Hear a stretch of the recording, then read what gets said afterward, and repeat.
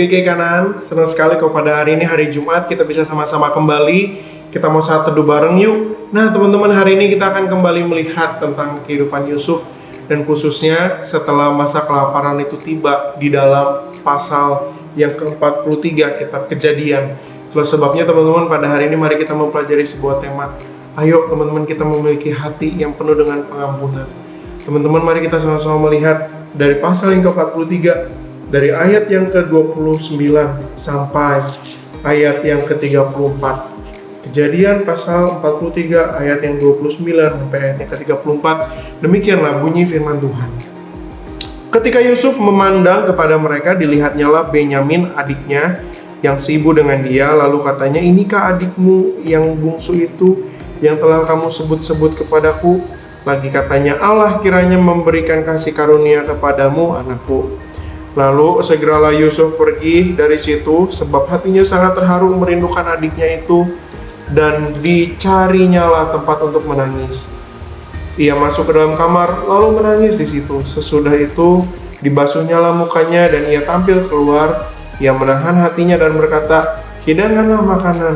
Lalu dihidangkanlah makanan bagi Yusuf tersendiri, bagi saudara-saudaranya tersendiri, dan bagi orang Mesir yang bersama-sama makan dengan mereka itu tersendiri. Sebab orang Mesir tidak boleh makan bersama-sama dengan orang Ibrani, karena hal itu suatu kekejian bagi orang Mesir. Saudara-saudaranya itu duduk di depan Yusuf, dari yang sulung sampai yang bungsu, sehingga mereka berpandang-pandangan dengan heran.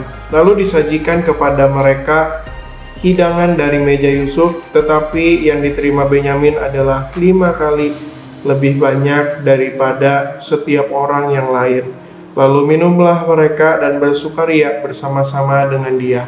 Nah teman-teman, di dalam perikop ini kita dapat melihat sesungguhnya bagaimana saudara-saudaranya Yusuf datang kembali membawa Benyamin, karena Yusuf meminta supaya Benyamin itu ikut kepada saudara-saudaranya. Nah ternyata teman-teman, apa yang selama ini dimimpikan oleh Yusuf jadi kenyataan di dalam perikop ini. Bagaimana adik-adiknya datang kepada Yusuf untuk meminta tolong. Nah teman-teman, kalau kita jadi Yusuf, kita mungkin memiliki rasa sakit hati yang masih ada terhadap saudara-saudaranya. Tetapi beda dengan Yusuf. Meskipun Yusuf memiliki rasa sakit hati itu, tetapi Yusuf sudah belajar mengampuninya. Sehingga teman-teman, di dalam perikop ini kita tidak melihat bagaimana Yusuf berusaha membalas dendam kepada saudara-saudaranya ini. Sebenarnya Yusuf bisa saja teman-teman, bisa saja memasukkan saudara-saudaranya ini ke dalam penjara, dan kemudian mengingat apa yang dulu kejahatan yang telah dilakukan oleh saudara-saudaranya ini. Tetapi itu tidak dilakukan Yusuf. Kenapa? Karena Yusuf memiliki hati yang mengampuni. Itulah sebabnya teman-teman, hari ini kita mau belajar dari teladan Yusuf yang memiliki hati yang mengampuni. Bukankah ketika kita memiliki hati yang mengampuni, kita bisa memiliki relasi yang lebih indah lagi, kita bisa menjalin kembali komunikasi yang selama ini telah putus. Nah teman-teman, mari kita mohon di dalam anugerah Tuhan, kita mau belajar mengampuni. Kita membiarkan Tuhan yang mengobati setiap luka-luka hati yang kita miliki. Tuhan Yesus kiranya memberkati setiap kita. Amin. Halo teman-teman, itu tadi saat teduh kita hari ini. Nah, dari saat teduh kita hari ini kita belajar dari tokoh dan teladan seorang Yusuf, yang dimana dia mau mengampuni keluarganya yang sebelumnya telah bersalah pada dia. Dia juga mau menjalin hubungan yang sebelumnya telah putus. Nah teman-teman, untuk menutup renungan kita hari ini, yuk kita sama-sama berdoa. Tuhan yang baik, terima kasih atas penyertaan-Mu Tuhan, kami boleh ada sampai hari ini.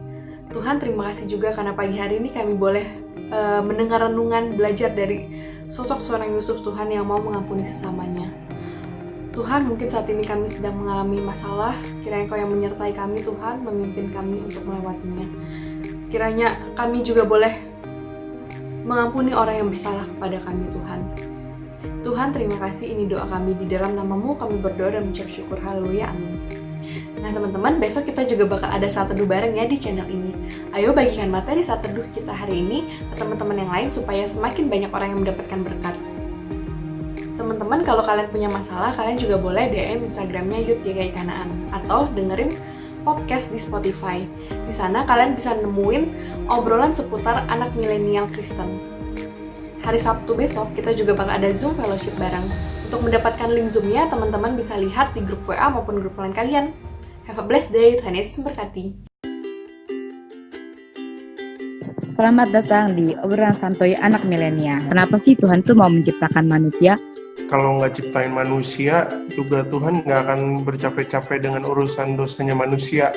Pernah mikir gitu nggak sih? Kan kita tuh udah berusaha yang terbaik gitu kan, kayak ngelakuin perintah Tuhan, berusaha buat ikuti jalannya Tuhan gitu. Tapi kenapa sih kok kita masih aja kayak kena apapun yang nggak kita pengen terjadi gitu? Tuhan menciptakan kita bukan karena Tuhan lagi nggak ada kerjaan. Jadi di surga kosong, sepi gitu, terus Tuhan nggak ada kerjaan, lalu Tuhan ciptain manusia. Nggak gitu Ferguson ya. Nah, sebenarnya apa aja sih kok tujuannya Tuhan nyiptain kita, rancangan-rancangan Tuhan buat kita tuh apa aja sih? Nah teman-teman, mari kita pahami bahwa kita harus mencari tahu kehendak Tuhan.